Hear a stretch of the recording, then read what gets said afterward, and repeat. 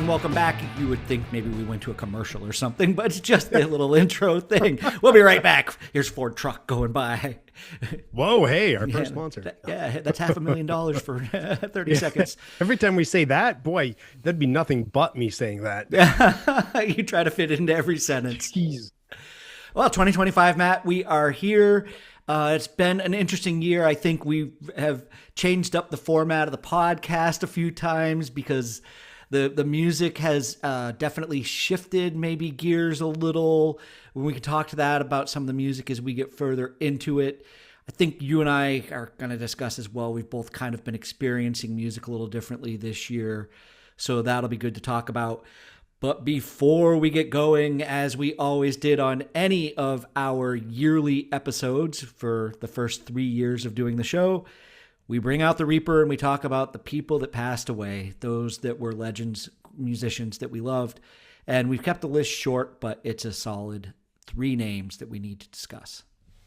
Yeah, and if you've heard any of our other shows where we do this, sometimes we can wax poetic, but we're going to keep it short and not bring in too many, side pieces here, because we lost some legends that deserve their own space. First, and I think he kind of got lost in the shuffle of one of these legends dying, Brian Wilson. Yeah. I think we're well overdue for people to maybe rediscover the Beach Boys and how much of a genius he was. We talk about a lot of concerts that we've been to, and I still will always be forever grateful that I went and watched him perform Pet Sounds. I think it was 2018. I went and saw him at Usher Hall in Edinburgh. I went by myself. I went to a concert and sat in a seat completely by myself to watch Brian Wilson. And I've said this in earlier shows, but I'll say it again. As a kid, I loved the Beach Boys, and their albums were fun, and they were played around the house. And I think that kind of early rock and roll music is very appealing to you when you're like 5 years old. But it was something that I've kept with me my whole life. And then when I was in bands, Pet Sounds was something I really loved. So I'm sorry, you already said we're going to keep it short. Yeah. I love being able to go and see this. But when they started singing California Girls on the stage and the band started playing it, Al Jardine was with them as well, who was a lifelong Beach Boy. I actually got like chills and tears in my eyes because I felt like I was watching. Everybody wants to talk about the king of rock and roll, the king of pop, this and that. Yeah. But when I was sitting there that night, I felt like I was watching the granddaddy of rock and roll. The man who, the Pet Sounds inspired the Beatles to make Sgt. Pepper's. And that's something that Paul McCartney and John Lennon and George, they've all solidified that fact. So the world of music has been heavily influenced by the Beach Boys. And the best decision I've ever made to go to any concert was to go see Brian Wilson that night. So thank you. I'll end it right there. Get off the pulpit. Yeah. I got nothing wrong with that, because obviously Ozzy Osbourne, he ate up a lot of bandwidth. So it was very easy to forget about Brian Wilson. Not going to say much about Ozzy. It's Ozzy Osbourne. Yeah, There's so many more people that have said so many more profound things. I'm just going to joke that, and please forgive me, Ozzy, that we did a whole episode with Sandy as a eulogy that never got put onto here. But it was nice to come on and listen to you and Sandy get your feelings out about losing Ozzy. Yeah, we kind of screwed up the recording on that one. Yeah, we did. But whoopsie. Now the moment is gone. Sorry, Sandy. Yep. And of course, most recently, Ace Frehley. Won't say, I could go on and on about that, so I won't, because loved Ace, and I'm going to miss hearing music from him. I'm really happy that we were able to hear him making new music right up until he passed away, because he was still doing that. And yeah, his last one, 100,000 Volts, I think it was pretty good. And even he had his Frehley, I think, Origins, volumes 1, 2, I don't know how many of those where they were covers, but he always put his own spin on things. Yeah, he did. And it was great. And it was just rock and roll. Nothing fancy. Yep. Rock and roll. That's the way we need to start keeping it. Rest in peace, guys. Yeah, exactly. Hey, I'll drink to that. Coffee, beer, whatever you happen to have. So that's it. Reaper's gone. He's out the back door. Going into 2025, in the conversations that you and I have had, it really sounds like we are on opposite sides of the fence on this one. Yeah, I didn't really find a lot in 2025 that I could, sink my claws into and think to myself that I'm going to take this away. There was some stuff. We'll come up on a couple of songs when we get to the end here, but I just didn't find the excitement in 2025 that I'd found previously in, the earlier years in the 2020s. But then you, as we said, two sides of the coin, seem to find more. I'm going to admit right now, and I feel bad about this, and this is something that I haven't said to you, and this is the reason why we're not really using a lot of notes anymore, everybody. It's a new style of the show, as you've seen. I probably was a lot lazier this year in trying to find new music, and I fell out of that rhythm we were in constantly exploring new songs.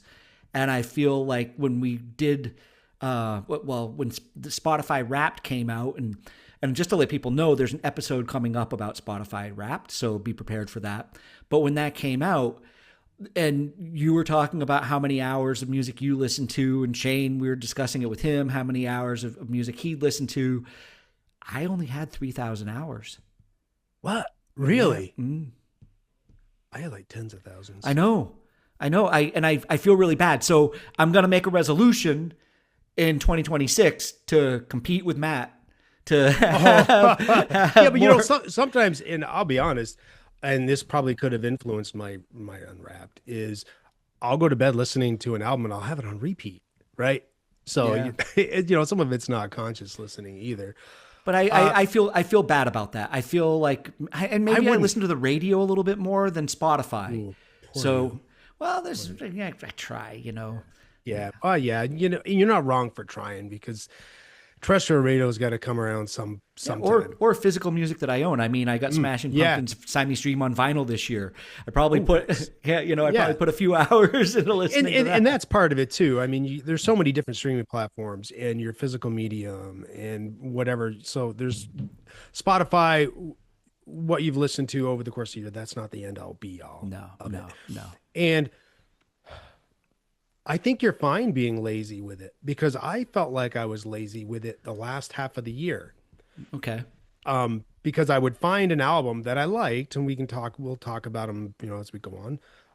And from there, well, first it's finding songs. I made this really big playlist for us, right? And you probably, rolled your eyes like, God damn that. Why did you do this?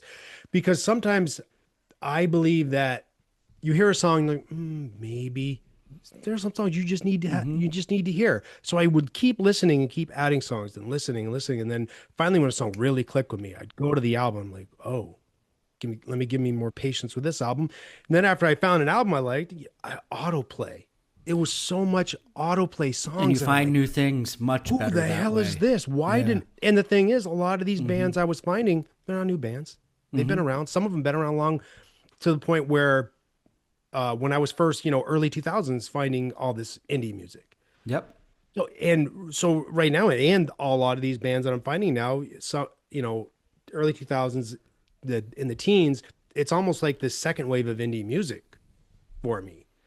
So that's what has me so excited about my personal experience in 2025. Let's just hope. Well, I was going to say, let's just hope that, because we both really liked a couple of the years early in the 2020s. And what I really want to see not happen, I'd like to hear new music that we enjoy, that we like, that's original, that feels fresh.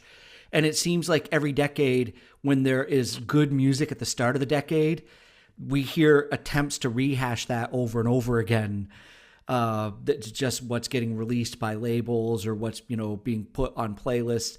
There are probably 3 or 4 different artists over the past year where the first time I heard that song, I thought, oh, it's a new Taylor Swift song. And then I found out it was somebody else, and they were just trying to, they're replicating that sound. 100%. And in a lot of ways, it does feel like Taylor Swift caused this shift to where, you do hear, some copycats, and just wait for all the kids that she's inspired to pick up a guitar. Wait till all of them hit, right?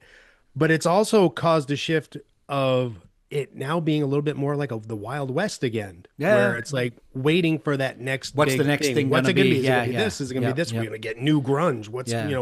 what's going to go on? Well, what we need to do is not worry about what the music industry is going to do, because they're just going to try to recycle the same thing to us Oh, exactly. The record bazillion industry times and shove it they're down our throat. they are the biggest bunch of cowards. Yeah. You know, so how many? I think we're in a really bad era of them just not letting a pop artist run its course. They're so addicted to, we need this money from this sound, and we need to find a way to just keep people on that, in that wavelength for as long as we can. And they're going to try to squeeze it as much as they can. Oh, to get as yeah, much as and they it's just gross. And I understand that's a point of view from, me being in my 50s.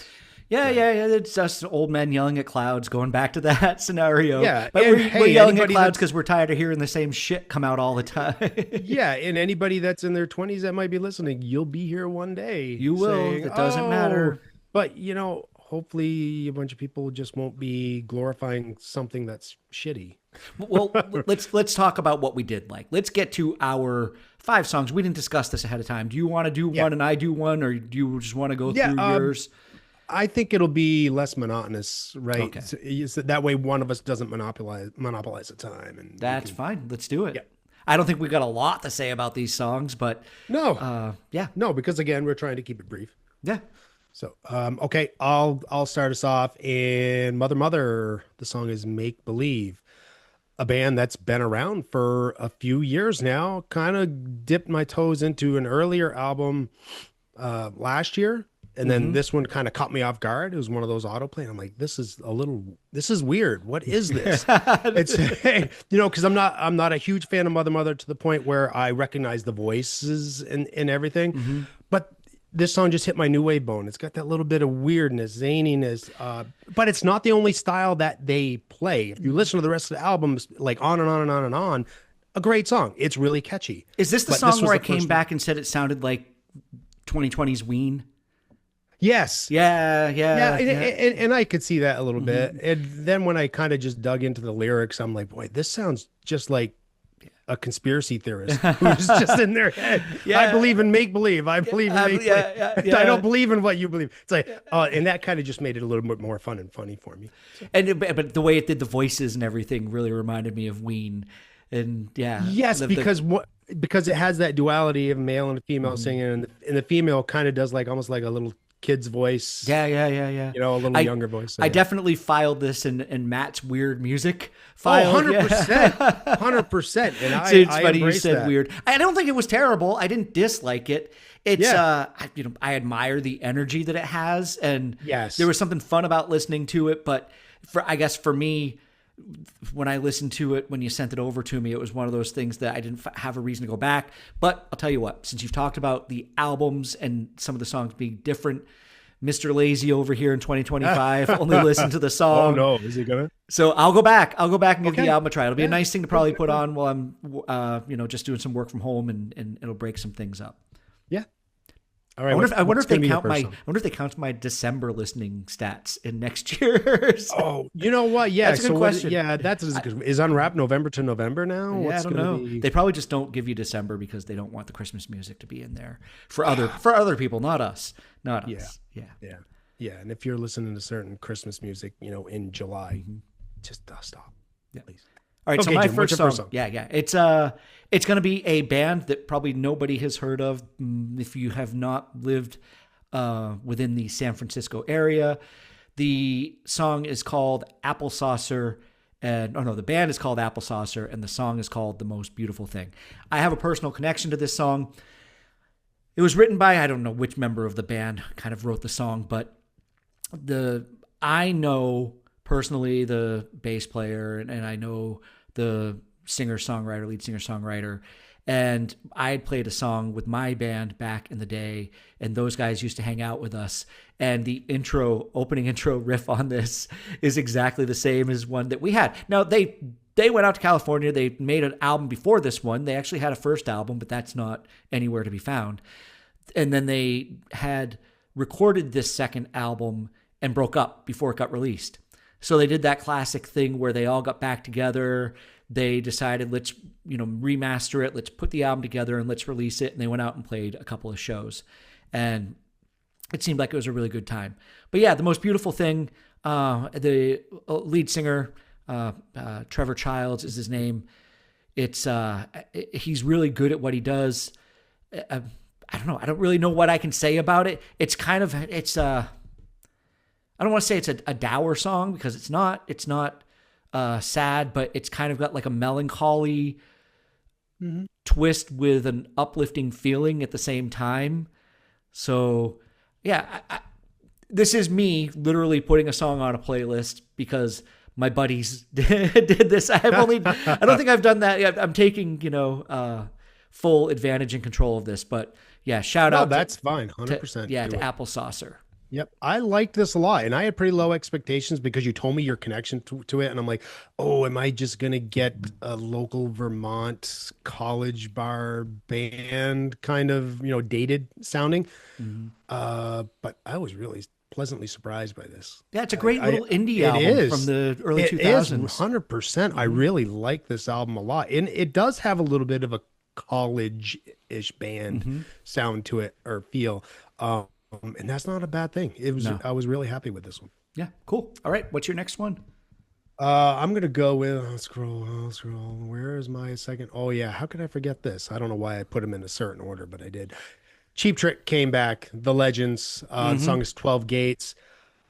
I almost forgot about this, and I'm like, wait, wasn't there a Cheap Trick song? Oh yeah, and I found it, and I ended up listening to it a dozen more times just on loop because there is something with.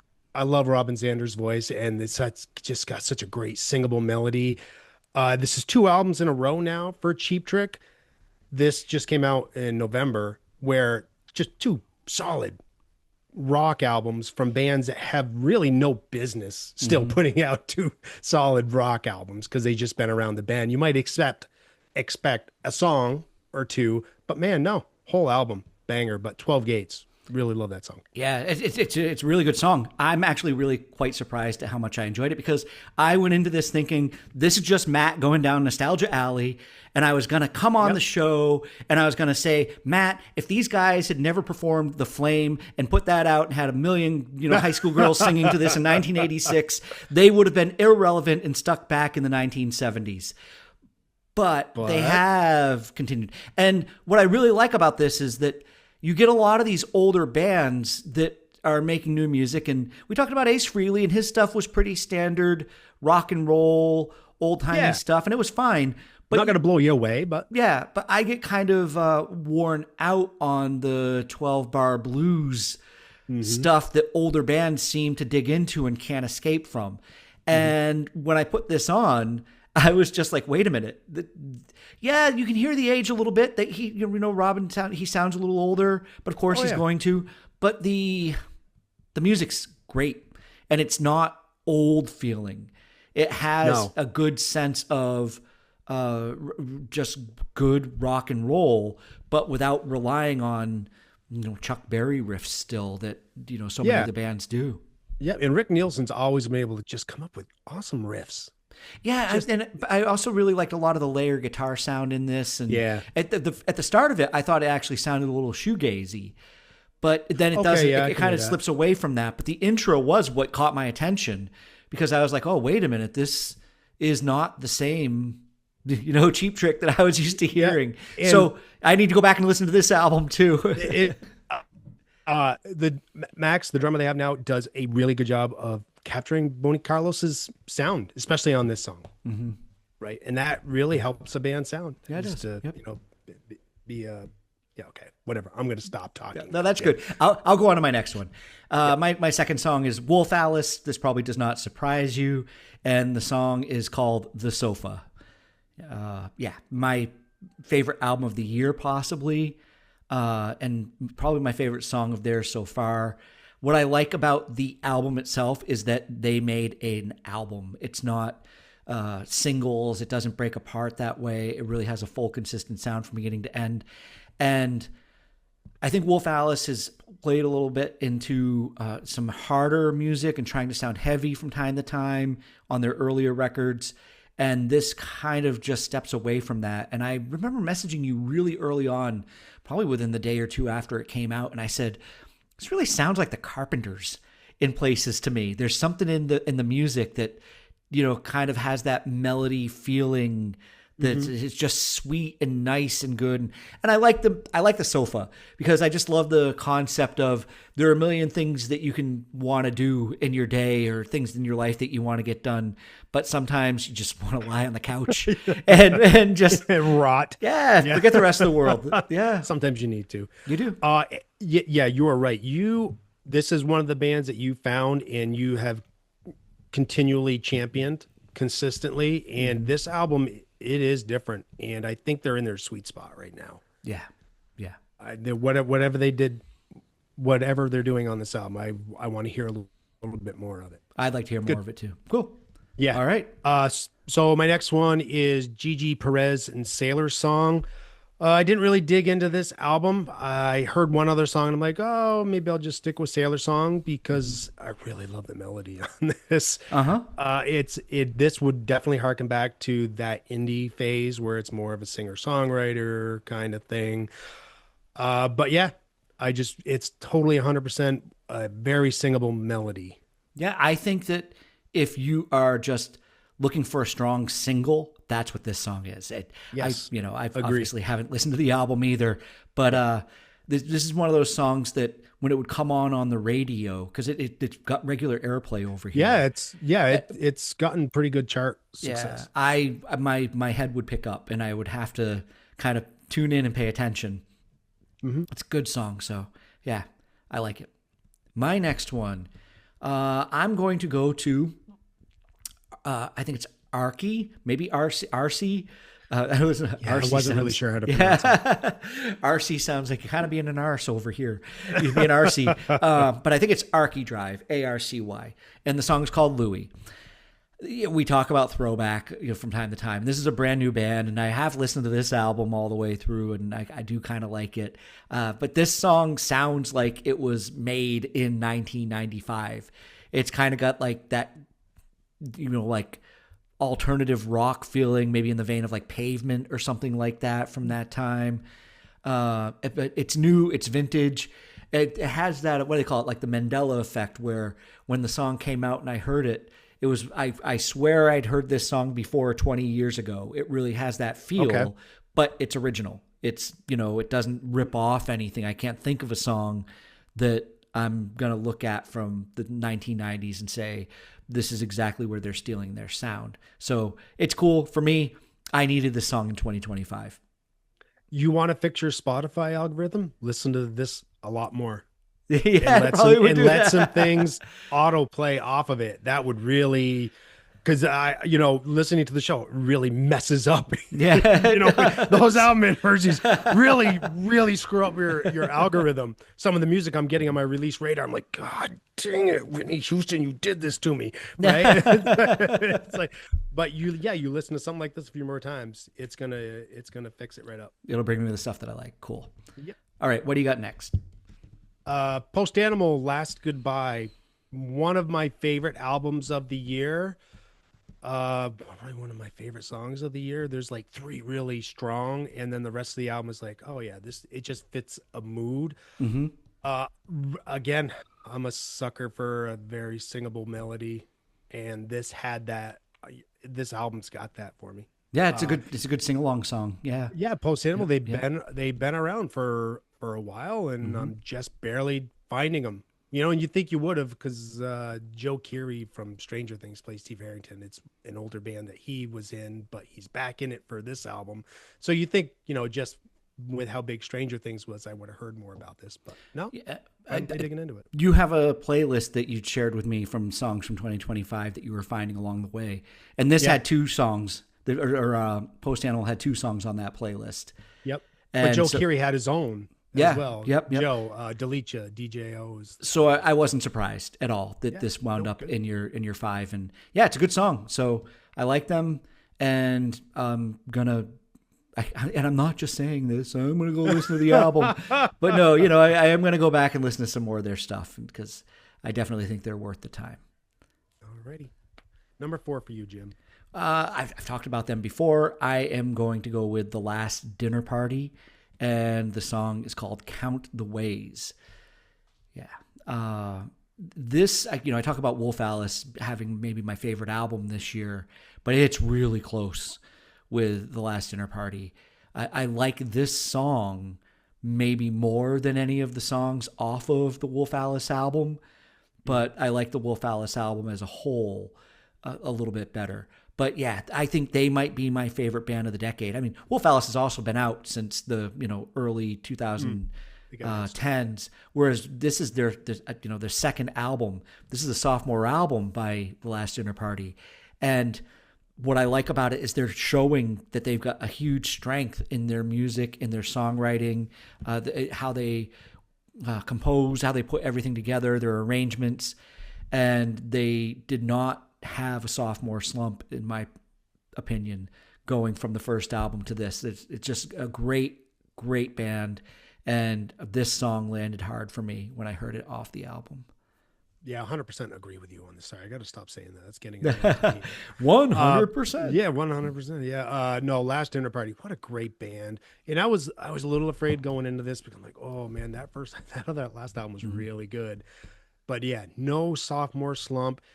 Very lush recordings, and they sound like they do not compromise with what they want to do and what they are capable of. So yeah. All right, let's get your last song. What do you got? Colony House. Okay. Another one of my favorite albums of the year. It's more like an EP. They got part 2 coming out in 2026. Again, sucker. Single melodies on this whole album, but okay. It's again, just fits the bill for me. I'm gonna keep it short because we want to wrap this up. Yeah, no, I like that. And my last song is Raye, great British artist from over here. The song's called Where's My Husband? The subject matter of this song doesn't speak to me, but I love her musicality. I think it's really mind-blowing. I did actually just find out today that the song is not about, like, I thought this was about her husband being out doing something he shouldn't be doing or something, but it's really her saying, where's the guy who's going to help me zip up the back of my dress and, be that dude who's around for me. And that pause at the end of the song, that your husband is coming, is her grandmother. Oh, really? Yeah, which I thought was kind of cool because she was talking to her grandmother one night and her grandmother said that to her. And so, and she got that, so she added that to the song. So I will say that you and I both agree on a lot of things in music, but we have our own lanes. We do. Where we diverge. And Raye is your lane. Mother is probably my lane. Right? But I think we know each other good enough now where I understand why you like something like this and you understand why I like something like Mother. Raye hits me in the same kind of spot that Sir Duke hits me in. That's really how much I like it. Really? Yeah. Because it's really, rhythm and blues R&B has been lacking in this real kind of soul and groove and rhythmic structure for such a long time. And somebody's probably going to shake their fist at me and say that Beyonce's been doing it. But this sounded like Beyonce to me, to be honest. Musically. I don't feel that way, but that's fine. Well, and then again, you have more knowledge about that stuff. Where I think what would have helped this song in my ears, being R&B, is if you dirtied it up. Yeah. Don't make R&B sound like that video that I sent you of the girl playing the electric guitar to it. Yeah, that's just soloing over it. Yeah, that could have made that song sound a lot better, actually. Yeah, it could have removed some of that polish. All right, let's go through the songs that were on the poll. I've only actually added a few of these. I'm gonna real quick. Wet Leg, Monge 2, cool song. We gave them a really hard time for Chase Lounge a while back. No, you gave them. I tried to put them on the playlist. Oh, and that's everybody right. else voted it off. Yeah. Because I'm like, oh, this is quirky, cool goodness. Yeah. But Monge 2 is cool. I'm going to pick on Monge 2 because I get in trouble a lot for calling it Mange Tao. Even the veg. But we eat that over here. And to me, I'm just like, these are pea pods. The Mange Tao. This is all this really is, kind of like little pea pod things. But it's, the British can't say fillet. They have to say fillet. And yet at the same time, they can't say pea pod. They have to say Mange 2. Oh. So anyway, Monge 2. Yeah, I'm going to always get that wrong. There was Messy by Lola Young. I thought it was a cool track.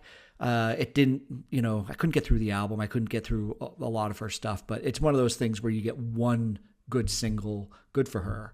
And I will agree. I like that song. Yeah, it's a good song. It is. That is a good song. We had, obviously, Taylor got a vote for The Fate of Ophelia. We knew that was going to happen. Yeah. And really, she's at that stage where the song could be garbage and it'll still hit, she has her right? fans. I'm not saying it's garbage. I'm just saying she could, right? And then the surprise was, I hear people say Chapel Rowan and Chappelle Rowan. Chapel, I think. Chapel. Yeah, I think it might be Chapel. But Pink Pony Club, that was a really big song in 2025. And it's weird because when I look it up, I'm like, wait, this isn't a 2025 song. Why is it finally hitting? Well, you came to me and burn? you told me it was from 2023. And so then I went in and looked it up just on Wiki. And apparently she even released it in 2020, maybe before she was on a major label. I think she did something that a lot of musicians don't do, and she was hanging on to this song.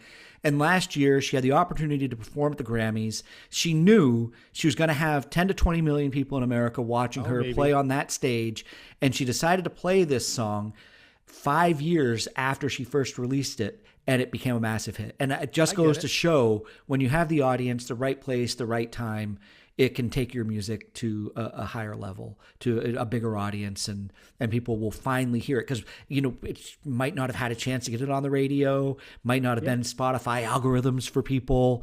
And this, it made her a household name. And people really dug this song. And I saw way too many reels on TikTok and Facebook of people dancing and singing along to it.